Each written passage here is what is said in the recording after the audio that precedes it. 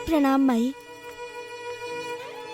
माई, हम ई घर से जात त बानी, पर हमरा के मालूम बा रउआ बिना रहल हमार बहुत मुश्किल होगी। नैहर में तो माई के प्यार हमरा के ना मिलल।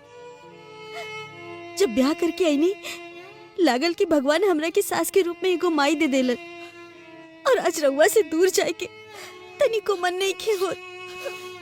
दुल्हन, मन छोटा मत करो। तुहार जैसन पतो पाके हम तो धन्य हो गई नी। तुहार इतना सेवा सत्कार कई हम जिंदगी भर ना भूलब बिटिया। दुल्हन, शहर जाता लू, बबुआ के ध्यान रखिया, हमार चिंता मत करिया। हाँ, हमरे संगे ये अविनाश, ये सुधा, ये लोग बाड़न ना। खुश रह। अविनाश, सुधा के और माई के ख्याल रखिया। और हाँ, गांव में कत्तो मत जाइया, केहू से मारपीट मत करिया, और रोज स्कूल पढ़े जाइया। ठीक बा? ठीक है। अरे सुमित्रा, कितना देर लगावत आरू तू? हो चुकल रोना धोना तो चला, टाइम नहीं है अपना पास, ट्रेन छूट जाएगी।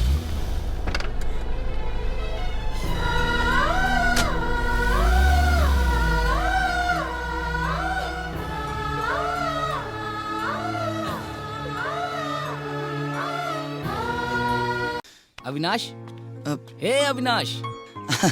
अरे रंगीला, अरे हम तो के गांव भर कहाँ कहाँ खुचली और तू यही बैठल बड़ा। आओ बैठ।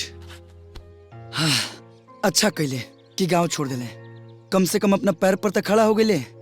अब हमरे के देखला, लाला से कर्जा लेके जैसे तैसे माई हमरा की इंटर तक तो पढ़ा दिलस, लेकिन ओकरा आगे के पढ़ाई खातिर और पैसा चाहिए, और हम अपना पढ़ाई के चलते माई के ऊपर बोझ नहीं बनल चाहत। तो टेंशन काहे लेता रहा, सब ठीक हो जाई। कैसे ठीक हो यार? हमारे एगो बात ध्यान से सुना, वही जब पढ़ाई भी करिया और पार्ट टाइम काम भी करिया। अरे धीरे धीरे पढ़ाई के खर्चा भी निकली, और उसके बाद कुछ पैसा माई के भेजबा तो मुसीबत भी कम हो जाई माई की। लेकिन शहर में हमरा के काम के दी। अरे यार, उकुल हमरे पे छोड़ दा। तोहरे रंगीला के पास शहर में अपन टैक्सी बा, बस तू हाँ कहा। अरे तो शुभ काम में देरी का, चल। मुंह में पानी आ गई, हमरो मुंह में पानी आ गई। ला खाला। अच्छा, तो यहाँ लव स्टोरी चला था। वह तो कहीं कि चंदरवा अविनाशवा के घर के आसपास काहे चक्कर काटा था। आज एक